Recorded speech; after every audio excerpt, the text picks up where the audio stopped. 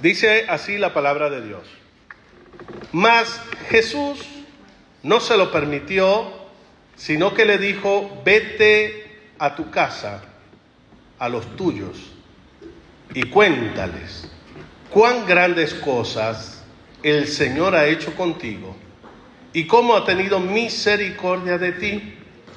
Y se fue y comenzó a publicar en Decápolis cuán grandes cosas había hecho Jesús con él, y todos se maravillaban. ¿Cuántos dan gloria al Señor? ¿Por qué nace este tema de el mejor método evangelístico para principiantes? Porque creo que una de las excusas que generalmente escuchamos es que yo soy nuevo. Yo soy nuevo, pastor. O a mí no me han preparado bien. Entonces, como soy nuevo o no me han preparado bien, siempre estoy en esa categoría de principiante. No soy todavía un experto. Entonces dije, bueno, debo como pastor, como ministro, perfeccionar a los santos principiantes para que sean efectivos en el trabajo de compartir la fe. Y encuentro esta historia fenomenal, una historia que nos puede ayudar a resolver este dilema y dar entrenamiento a los que están comenzando. Estamos hablando de un hombre conocido por todos como el endemoniado de Gadara. Qué bueno que a usted le conocen de otra manera. Pero a este, hasta el día de hoy, se le conoce como el endemoniado de Gadara.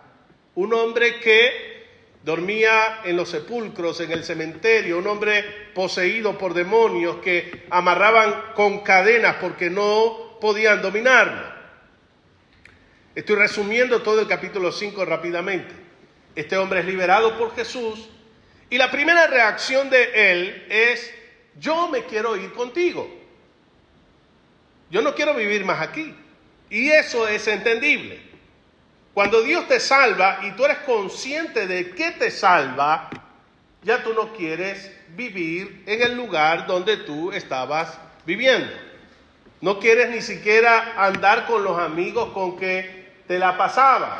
Ya sabes de qué van, saben de lo que son capaces de hacer, y ya tú no quieres participar de esas cosas. Especulando un poco, el endemoniado o ex endemoniado diría: por andar con esto es que me endemonié, entonces voy a volver para allá. No, yo me quiero ir contigo. Quiero irme con Jesús, quiero ser un discípulo de Jesús. Y el versículo 19 comienza diciendo: mas Jesús no se lo permitió. Este Jesús se las traía. No, usted no va. Qué difícil debió haber sido eso, ¿no? Alguien emocionado, imagínate con los ojitos brillantes, así como un perrito cuando no quiere que lo abandone. Por favor, llévame, sácame de aquí, no quiero vivir aquí. Y de repente la Biblia dice que él le dijo: no, tú no vas. Pero le dio una orden relacionada con ese ir que estamos estudiando todas estas semanas. Pero esta vez dice: vuélvete a tu casa. Vuélvete ¿a dónde? A tu casa, a los tuyos, y cuéntales cuán grandes cosas Dios ha hecho contigo y cómo ha tenido misericordia de ti. ¿Qué debemos entender nosotros cuando Él dice vete a tu casa? ¿Qué es tu casa? La palabra casa, allí en el griego, es oikos, y significa morada o familia. Vete a tu familia, vete al lugar donde naciste, vete al lugar donde tú has crecido. Jesús le está asignando una misión a este novato, porque es un novato. ¿Cuántos institutos bíblicos había estudiado este endemoniado? No, ninguno. ¿A cuántas clases de capacitación? ¿A cuántas escuelas de evangelismo? ¿A cuántas masterclass? A ninguna. Este estaba como algunos que ayer no entraron a la masterclass. No, endemoniados no, sino que se les olvidó, yo lo sé. Ahora Jesús le dice a este novato, ve a tu casa. Y yo me imagino que en ese momento se le mete el miedo en el cuerpo. Pero me estás mandando que vaya a mi casa. Él está entendiendo que está siendo comisionado. Pero, ¿qué voy a hacer? Si yo no sé nada, soy un nuevo, apenas me acabas de liberar, apenas te conozco, apenas por primera vez te escucho, ¿qué le voy a decir a la gente? Jesús vuelve y le dice, vete a tus parientes, a tus vecinos, a tu barrio.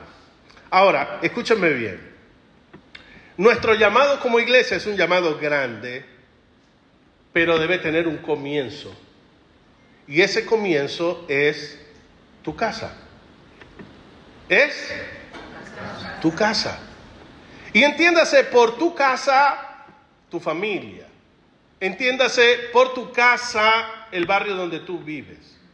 Entiende por tu casa la ciudad donde actualmente estás viviendo.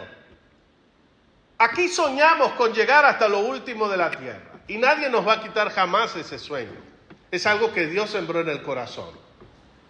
Pero debemos entender que este largo trayecto hasta lo último de la tierra tiene un comienzo.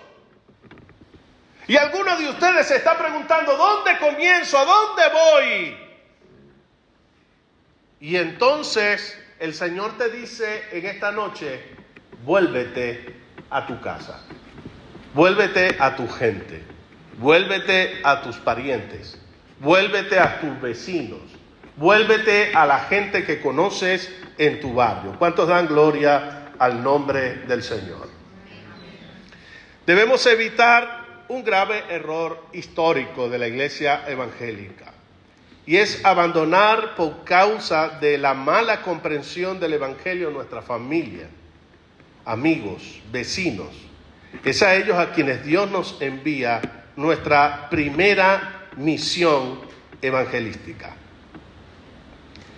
Yo estoy hablando de este tema con mucha propiedad porque en el tiempo que me convertí al Señor, 1990, todavía había demasiados prejuicios en la iglesia cristiana, evangélica, sobre todo cuando era joven.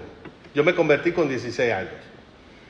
Y es que los evangélicos siempre estamos llenos de muchos miedos, de muchos temores. Si te juntas con un inconverso, te vas a descarriar. Todo depende para qué te juntas con él. Si te juntas para hacer lo que no es correcto, seguro que te vas a descarriar. Pero si eres una persona que tiene 4 dedos de frente y que sabe lo que es bueno y lo que es malo y que sabes hacerse respetar y sabe hasta dónde debe llegar con las personas, no debes sentir miedo en ningún momento, porque más es el que está con nosotros que el que está allá afuera en el mundo.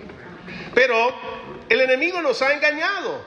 No podemos dudar eso. Nos ha engañado haciéndonos pensar y haciéndonos creer que lo mejor para nosotros es alejarnos de nuestra casa.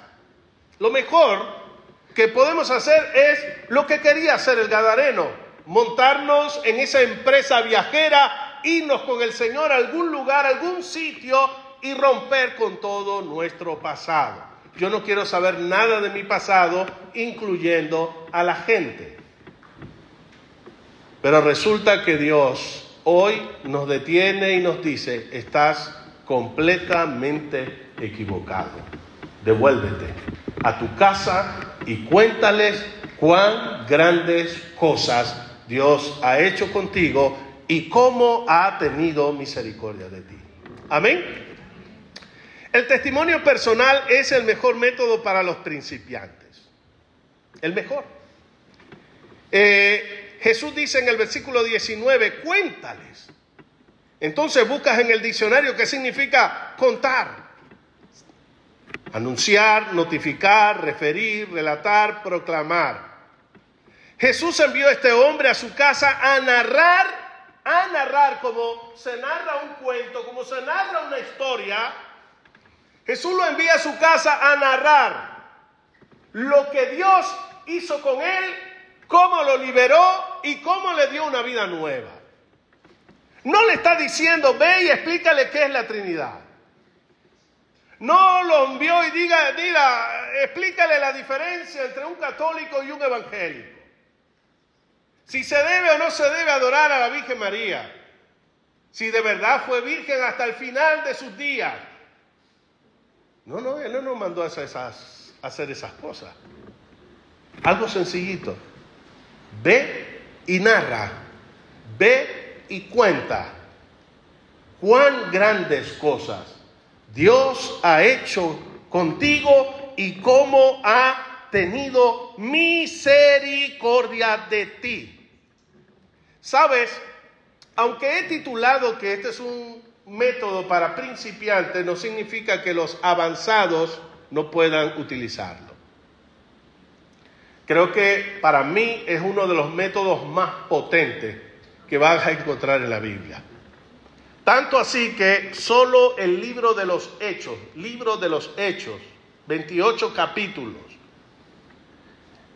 en 3 capítulos de ellos narra que el apóstol Pablo cuenta su testimonio de conversión. Y como esto fue escrito posteriormente del hecho, yo me pregunto por qué Lucas gasta tanta tinta escribiendo la misma historia. Si ya no vale con el capítulo 9, no, estamos todavía en el 20 y tanto y vuelve Pablo a contar su testimonio y él lo escribe paso a paso. Creo que no hay otro método tan replicable como este. Es el más sencillo y muy poderoso. Porque la gente puede de repente, no, yo no creo en la Biblia, lo típico. El papel lo aguanta todo. Vale, está bien, es lo que tú crees, bien por ti. Yo creo que la Biblia es la palabra de Dios. Pero hay gente que puede decir, el papel lo aguanta todo. Pero sabes, tú no puedes refutarme mi experiencia. Tú puedes refutar lo que tú quieras. No, que la Virgen María nada más tuvo un hijo, que fue Jesús. Vale, se come ese montón de versículos que dice que Jesús tenía 5 hermanos, mínimamente, porque no contaban las chicas. Era normal y no es pecado tener hijos. Pero bueno, hay gente que dice que no tuvo hijos y que era virgen, siempre virgen. Ahora, no vamos a discutir eso. Yo no voy a discutir eso. Y otro puede venir y puede refutar y ahí estamos 10 horas hablando solo de ese punto. Pero hay algo que nadie me puede cuestionar a mí. Y es que yo puedo hablar de un antes y un después en mi propia vida después de conocer a Jesucristo. Yo soy dueño, diga conmigo, yo soy dueño de una historia. Yo soy dueño de una historia y es mi propia historia, no me la estoy inventando. Contar mi testimonio no es un invento para hacerlo espectacular, no, es que de por sí ya es espectacular.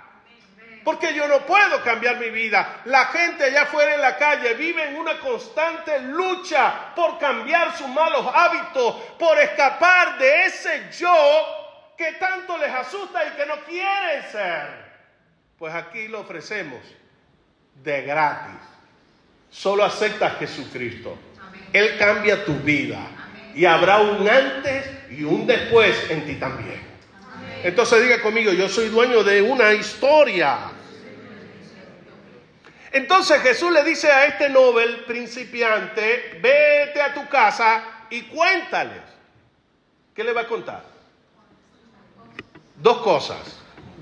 La primera, cuán grandes cosas Dios ha hecho contigo. 2, cómo ha tenido misericordia de ti.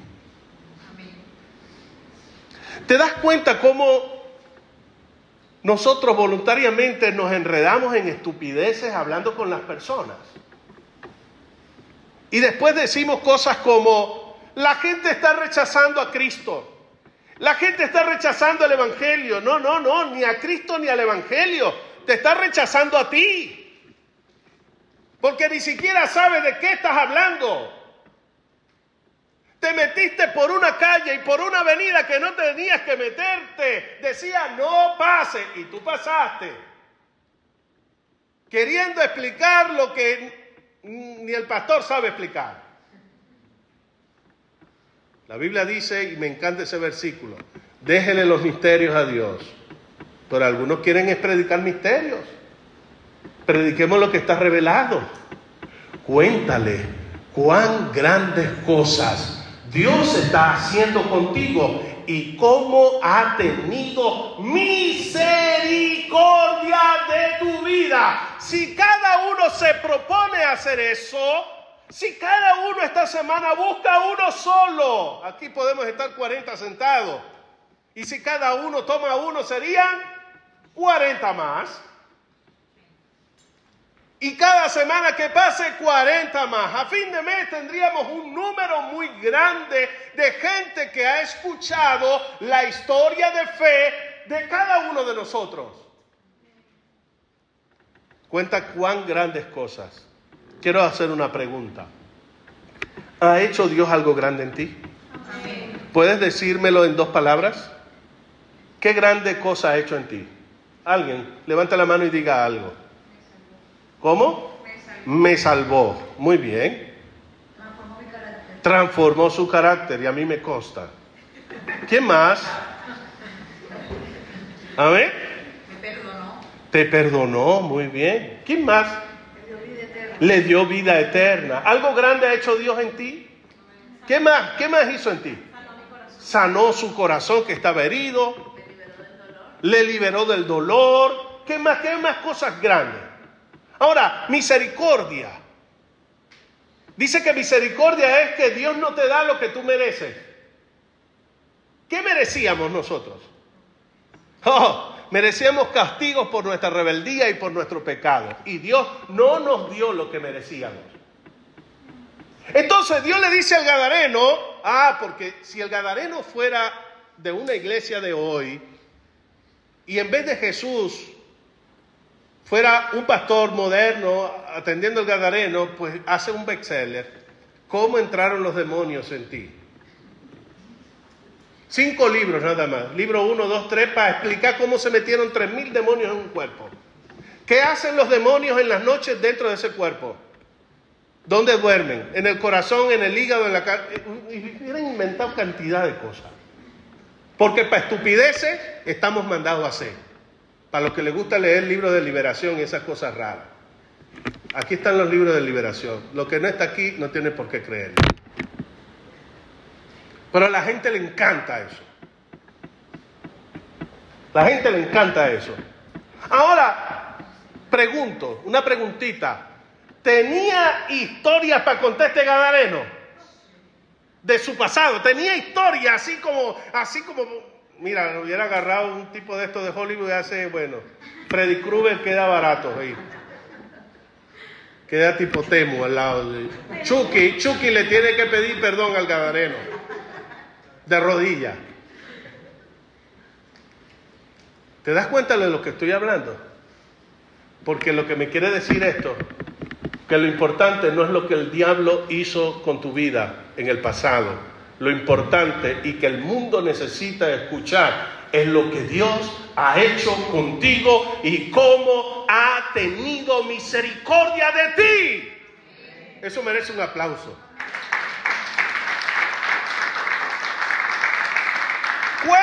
Cuéntale a la gente, narra tu historia, invita a la gente a un café. Hemos hecho evangelismo y lo vamos a seguir haciendo, pero me pasa lo mismo con los evangelismos programados como los cultos de oración. Me encantan, pero no son lo que valen. El evangelismo en grupo muy bien, pero vale el que tú haces solo. Me encanta la oración, el culto de oración me gusta y te espero el martes. Pero me encanta más cuando oras solo. Porque eso habla de tu carácter, eso habla de que entendiste, que permaneces, no necesitas que te empujen. Ya tú tienes una inercia que te produjo el Espíritu Santo y no se va a detener nunca de orar y predicar. Puede que la iglesia elimine el culto de oración, tú sigues orando. Puede que la iglesia ya no salga a evangelizar, tú lo seguirás haciendo. Eso es lo que me encanta. ¿Estás aquí? Entonces, esta semana no hay que ser muy, sí que hay que salir con... No, tranquilo. Oye, amiga, ¿qué estás haciendo?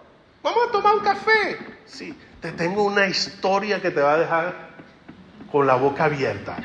¿Sí? ¿Qué pasó? Si es venezolana te va a decir algo. ¿Qué pasó, chama? No, eso está muy bueno lo que te tengo. Y cuando estás creando esa expectativa con un café y un pan dulce, después le suelta, te voy a contar mi historia. Mira, la historia la puedes dividir en 3 bloques. Estos 3 bloques los vi estudiando esta semana el testimonio de Pablo. El primer bloque, en Hechos 26, desde el versículo 4 al capítulo 11, del versículo 11, 26, 4 al 11, Pablo habla de cómo era su vida antes de conocer a Jesús.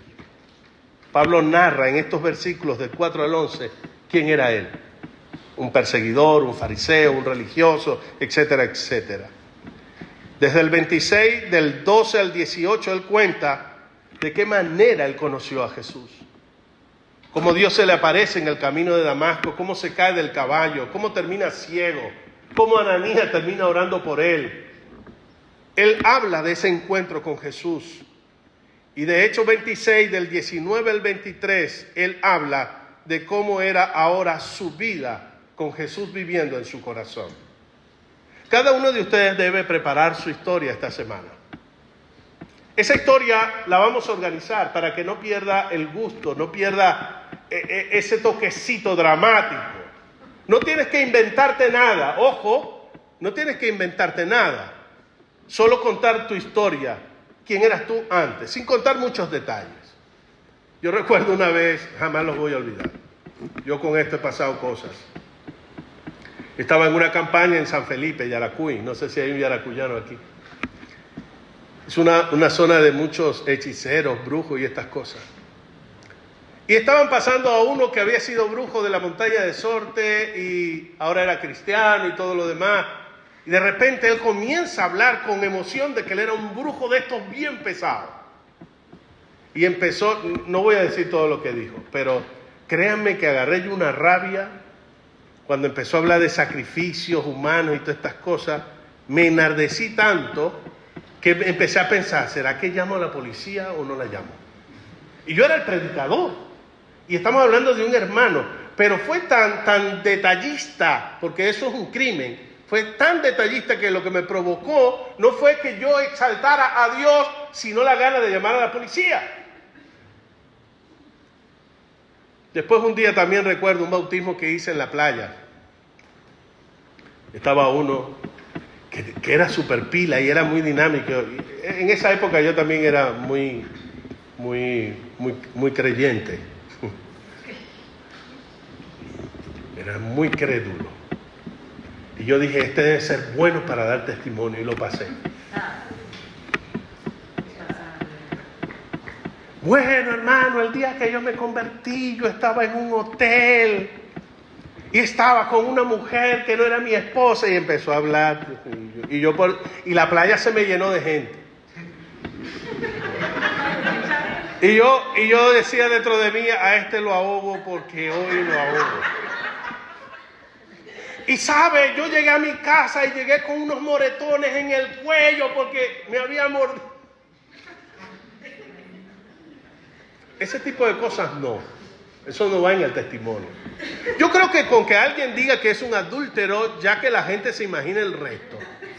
Con decir que era brujo, que la gente se imagina el resto.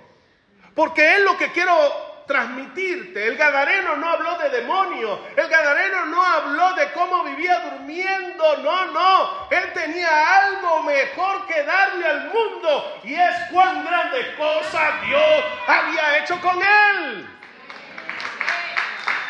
Entonces, para que la gente pueda valorar mi testimonio, obviamente debo hablar de quién era, pero no me voy a enfatizar allí. Era un ladrón. Era esto, ya, punto. Que la gente se imagine el resto. Pero ¿cómo lo conocí? Pablo cuenta cómo conoció. Y ahí expláyate. Mira, un día estaba yo y comienzas a contar tu historia. Después pasas al paso 3. ¿Cómo vivo ahora? y haces una comparación entre el viejo Carlos y el nuevo Carlos. Que la gente vea la diferencia. Ahora, ¿por qué es tan poderoso el testimonio? Porque todo el mundo en Gadara sabía quién era aquel hombre. Todo el mundo en la casa de Yané sabe quién es Yané. ¿A que sí? Esa Yané le tenía en pánico. No decía lo pequeña para lo atrevida. Pero toda su familia hoy le escucha, toda su familia hoy le oye, toda su familia escucha su consejo, logra meter a su familia en los cultos de Esperanza Viva. ¿Por qué? ¿Porque los tiene amenazados? No, ese era en el Antiguo Testamento. Es porque ellos han visto un antes y un después. Eso se llama testimonio. Y la Biblia dice, si alguno está en Cristo, nueva criatura es. Las cosas viejas pasaron y todas son hechas nuevas. Dale un aplauso bien fuerte al Señor Jesús. Y puedes terminar tu testimonio con un cuarto bloque. Y es, ¿qué sería mi vida si no hubiese aceptado a Jesús? Eso es la cerecita del batido, del helado. ¿Qué sería usted? Piénselo. Rapidito, a un ejercicio aquí. 4 personas. ¿Qué sería su vida si usted no tuviera a Jesús? Rápido. Uno que lo diga. ¿Dónde estarías ahora? Muerto. Ahí está una, que estaría muerta, dice. Muy bien. Presa. ¿Quién dijo eso? ¿Para cuidarme por si acaso? Marta, dijiste presa. Ah, Joeli, presa. Yo dije, oye, Marta. ¿Quién más hace aventura? Amén, dígame algo. ¿Dónde estarías hoy si no tuvieras al Señor? Viviendo con temor. Viviendo en temor. Muy bien, interesante. La gente tiene que también valorar qué hubiese pasado en mí si ese día tan glorioso no hubiese llegado. Entonces, ¿estamos claros de lo que es contar un testimonio? Levánteme la mano los que están claros. Esta semana busque a alguien para tomar un café y cuéntale tu historia de fe. No tienes que inventarte nada, porque si has tenido un encuentro con Cristo, tú tienes historias para contarle al mundo. Dale un aplauso fuerte al Señor Jesús. Volvemos a Marcos capítulo 5, versículo 20. Ya estamos casi terminando. Oh, no, vamos por la mitad apenas, ¿no? Versículo 20, ¿lo tienes? Dice, y se fue. A mí me encanta eso, a mí me encanta la Biblia. Dice, y se fue y comenzó a publicar en Decápolis cuán grandes cosas Dios había hecho con él, y todos se maravillaron. Diga conmigo, y se fue. Eso es clave. En esta historia, esa frase es clave, y se fue.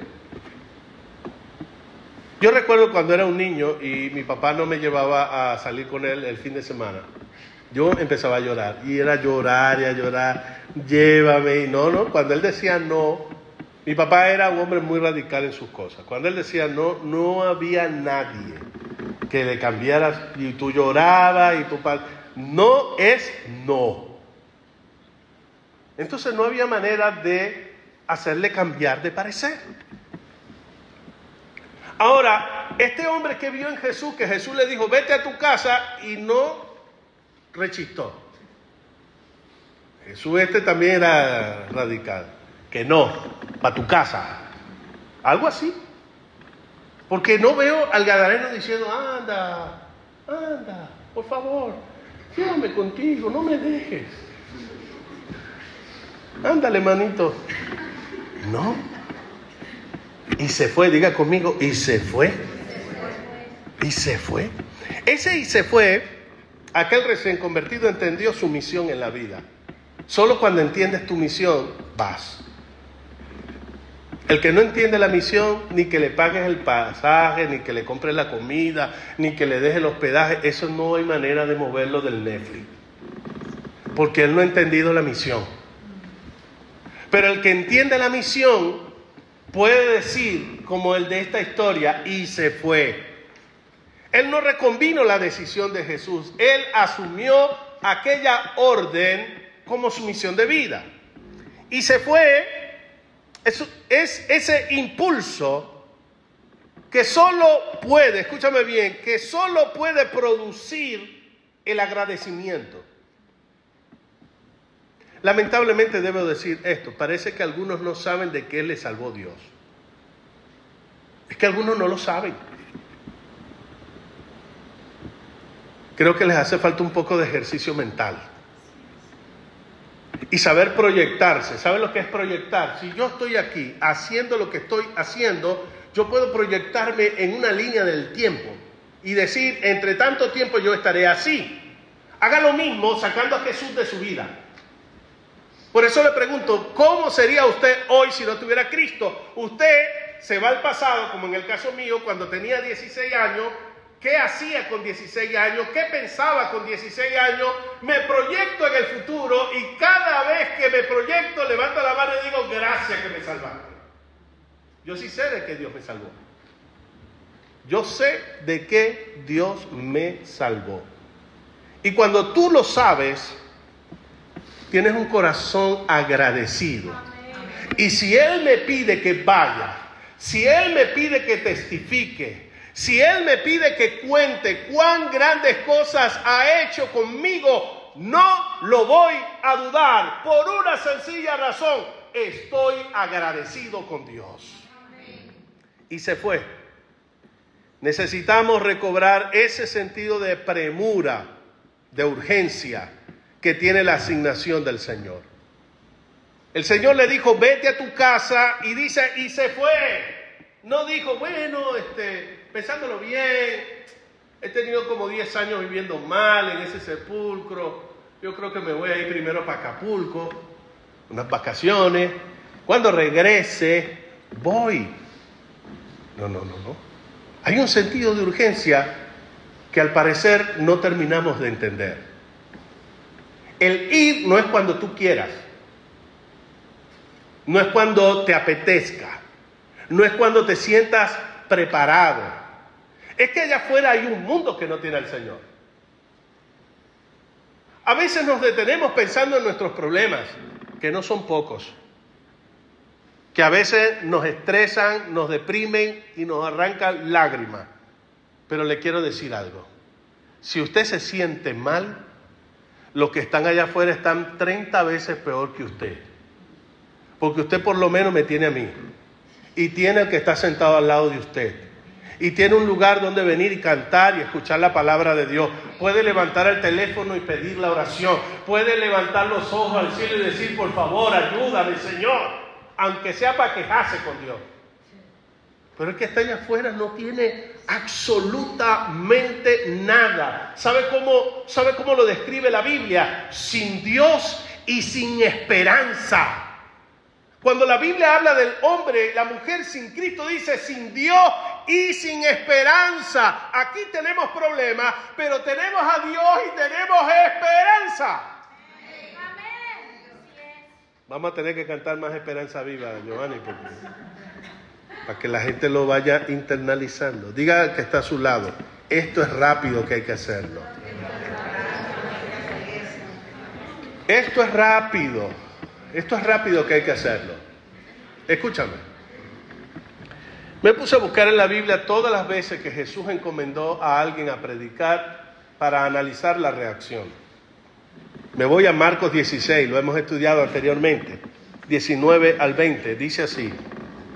Y el Señor, después que les habló, fue recibido arriba en el cielo y se sentó a la diestra de Dios. Y ellos saliendo, predicaron en todas partes.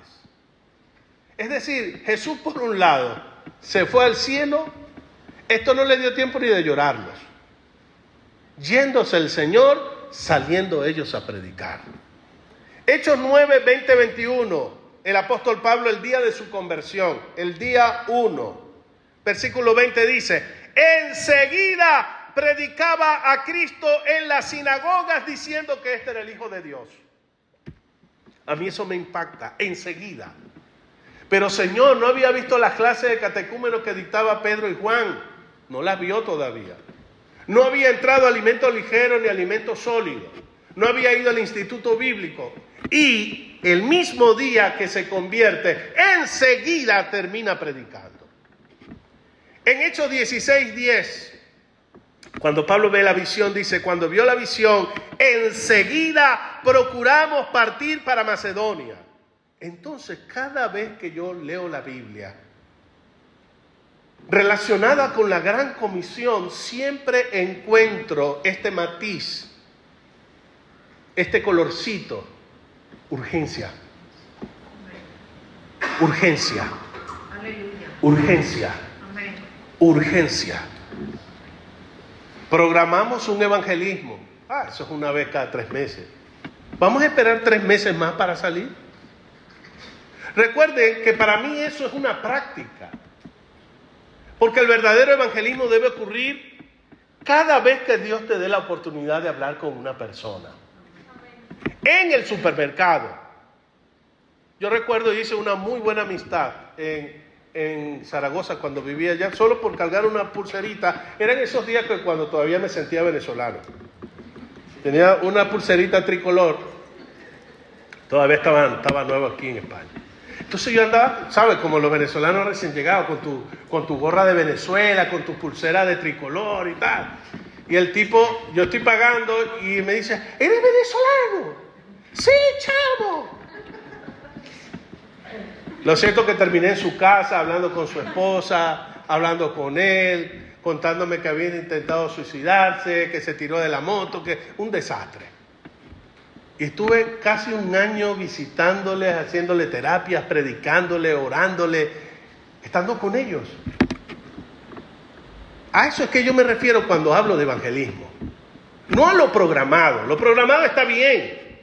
Nos ayuda a estirar los músculos y a perder el miedo y todo lo demás. Nos apoyamos el grupito ahí con Ediseré. Vamos, Ediseré, tú eres la campeona. Dándole ahí, tú sabes, Ediseré, alas para... Yo estoy atrás de ti, Ediseré, orando. Tú dando, que tú eres la guapa aquí. No, eso es una práctica. Está bien, Ediseré, la próxima te dice, pero ahora le toca a ustedes. Pero la realidad es ese diario a diario, en el supermercado, en el colegio, en la universidad, en el trabajo. La gente que te cuenta problemas y los que no te cuentan, el que ves bien y el que ves mal, todos necesitan escuchar por lo menos una vez en la vida que hay un Dios maravilloso que les ama y les quiere salvar. Dígale que está a tu lado, atrévete a hacer cualquier cosa. Atrévete a hacer cualquier cosa, es un llamado de urgencia. Hay cosas que menos mal que no me la preguntan. A mí me gusta que la gente sea creativa, algunos se pasan de creativo. Yo jamás se me hubiera ocurrido ponerle un globo a la puerta a alguien por ahí. Y cuando me están contando eso, yo dije, ay, ¿qué están haciendo? Claro, en este país es así, tú pones un globo en la puerta de alguien, ¿por qué te me pones un globo? Es que esta puerta es tuya, ¿por qué me...? Y empiezan a investigar quién puso el globo. Y ¿sabes? Yo dije, uy, eso está... Pero después pensé, ¿y si hay uno que le gusta? Entonces, si hay uno que le gusta y que le habló lo que está escrito en ese globo, entonces vale la pena meterse en todos los problemas que se pueda meter uno. A mí no me gustan los problemas, créanme, yo para esas cosas soy un poco cobarde. Pero si hablamos de almas y de vidas, tenemos que asumir los riesgos. Para eso tenemos al Espíritu Santo de Dios, que nos dará la fuerza necesaria para aguantar los insultos. Ay, nadie dijo amén. Dios va a hacer algo. Y tú vas a ser parte de eso. Entonces, la Biblia dice, y él se fue y comenzó a publicar. La palabra publicar, ¿qué dice el diccionario que significa esta palabra? Difundir una cosa para ponerla en conocimiento de todos y hacerlo notorio. Eso lo define el diccionario. Él se regresó a su casa, se regresó a su pueblo, se regresó a su gente y se hizo sentir: aquí estoy yo. El que antes estaba loco, el que antes estaba endemoniado, el que tiraba piedra, el que quería suicidarse. Aquí estoy yo, pero transformado, cambiado. Un hombre oró por mí y me transformó, se hizo notorio. Él publicó, no fue tímido, no fue timorato, él fue dinámico. Eso es lo que significa esa expresión: comenzó a publicar. Aleluya. Comience a publicar. Recuerdo a un alumno que tuve en la escuela de evangelismo, era muy tímido, pero súper tímido. No he visto a nadie más tímido que él. Tan tímido que ya tiene como 60 años y no se ha casado. Eso lo dejo caer por si hay un tímido por ahí. Los tímidos no se casan. Este era tan tímido que yo, cuando le pedía que me llevara a un lugar para no hacerme sentir mal, imagínate el nivel. Él un día antes del compromiso conmigo, él hacía el recorrido solo, para que cuando él me llevara a mí no equivocarse. Imagínate, todo eso en la mente de él. Es decir, él hacía el viaje 2 veces. Uno solo y después conmigo acompañado. Y él escuchó mi clase de dar el testimonio y yo recuerdo que él luego se aparece y me dice: pastor, yo escuché lo que usted predicó y dijo que también escribiendo, porque Lucas escribió el Evangelio de Lucas y fue una manera de evangelizar. En el capítulo 1 dijo: a ti, Teófilo, te escribo. Es decir, fue un escrito con intenciones de evangelizar. Y yo, como yo no sé hablar, yo llegué a casa y escribí mi testimonio. Lo escribí. ¿Quién era yo? ¿Cómo me convertí? ¿Quién soy ahora?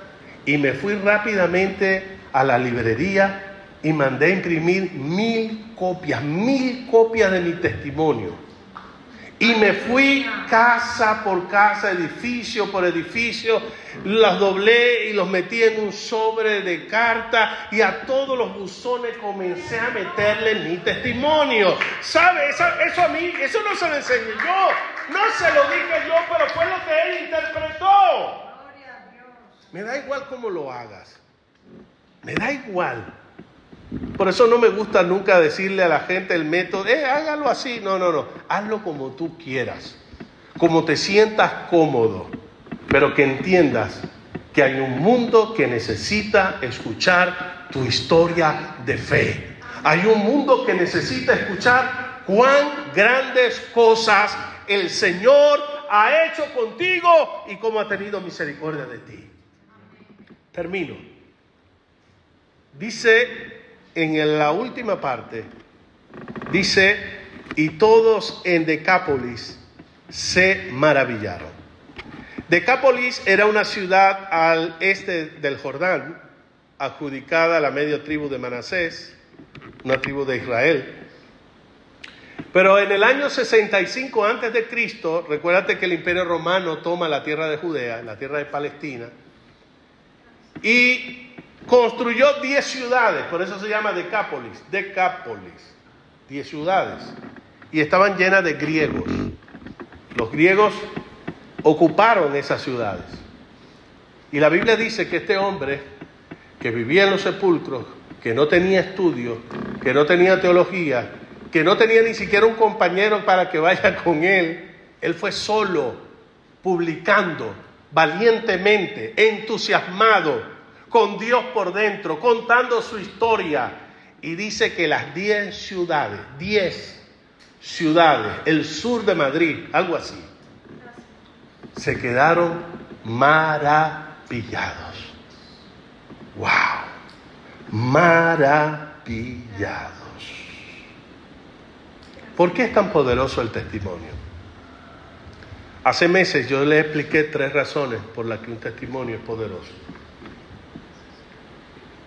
¿Será que se les olvidó?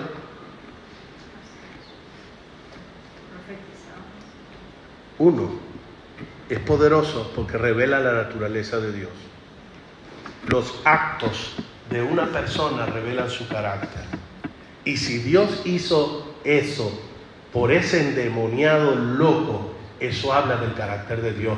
Dios es bueno. Amén. Número 2, es poderoso porque revela los propósitos de Dios. Es decir, Dios quiere salvar. Me imagino a la gente diciendo, esto le cambió la teología a todos esos pueblos. Pensábamos que él estaba endemoniado como un castigo, porque como era bien viciosito, y como era bien marihuaneado, y bien esto y lo otro, se le metieron todos esos demonios. Eso le pasó por malo, y pensábamos que era un castigo de Dios, pero ahora vemos que Dios lo liberó. Propósito. Y número 3, porque el testimonio es una profecía a cumplirse en la vida de los que escuchan. No era el único endemoniado en esa tierra. No era el único rebelde en esa tierra. No era el único que había intentado suicidarse en esa tierra. No era el único que se sentía solo en esa tierra. Y cuando escuchaban el testimonio del Gadareno, él iba profetizando por todas partes que iba. Y por eso la Biblia dice, y se maravillaban. No dice mi Biblia, ni la tuya tampoco, que hizo algún milagro como Pedro, como Juan. No resucitó un muerto, no levantó un paralítico. Pero es que no hay nada más poderoso, y esto quiero que te lo metas aquí. No hay nada más poderoso que un testimonio de fe. No hay milagro de muerto resucitado más grande que eso. Porque resucitó al muerto y mañana se le tocará morirse otra vez. Pero cuando tú te conviertes a Cristo, eres una luz para esta oscuridad del mundo en la que vivimos. Dale un aplauso al Señor. Y termino.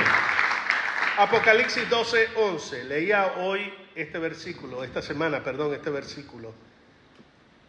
Y si usted es igual que yo, esto le tiene que cambiar la vida. Apocalipsis 12:11. Dice así. Hablando del día en que la iglesia venza al maligno. Apocalipsis 12 habla de eso. Cuando él cae del cielo, de su gobierno en las esferas espirituales y cae a tierra humillado. Mira lo que dice Apocalipsis 12:11. Y ellos, cuando dice y ellos, se está refiriendo a la iglesia en todo el contexto. Cuando yo diga y ellos, usted levanta la mano porque es con usted. Y ellos, mira lo que dice, le han vencido. Amén. Pero ¿cómo le vencieron? Ojo, a los que les gusta la guerra espiritual. Y ellos le han vencido por medio de la sangre del Cordero. ¿Están siguiendo la lectura? ¿Qué viene después? Y de la palabra del testimonio de ellos. ¿Qué hizo que el diablo cayera? Lo primero, la sangre de Cristo Jesús. ¿Cuántos están cubiertos por esa sangre? Pero en segundo lugar, ¿qué dijeron? El testimonio de ellos. No el de Jesús, el de ellos. Ellos eran testigos. Tanto así que la palabra testigo en griego significa mártir, de donde viene la palabra mártir, muerto por la causa de Cristo.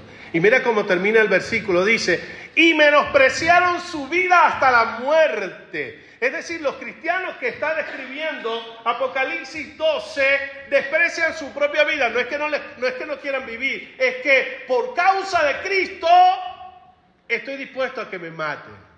Estoy dispuesto a que hagan de mí lo que quieran. Yo voy a contar mi testimonio. Y comenzaron a contar su historia de fe. Y esa historia de fe trajo al diablo a la tierra humillado. Aleluya, gloria a Dios. Entonces nunca menosprecies tu testimonio. Amén. Pastor, pero es que yo no maté a nadie. Allá afuera no todo el mundo ha matado a alguien. No todo el mundo le ha quitado la esposa a alguien. No todo el mundo robó y estuvo en la cárcel. Tu historia siempre va a ser un impacto para alguien. Para alguien vas a profetizar.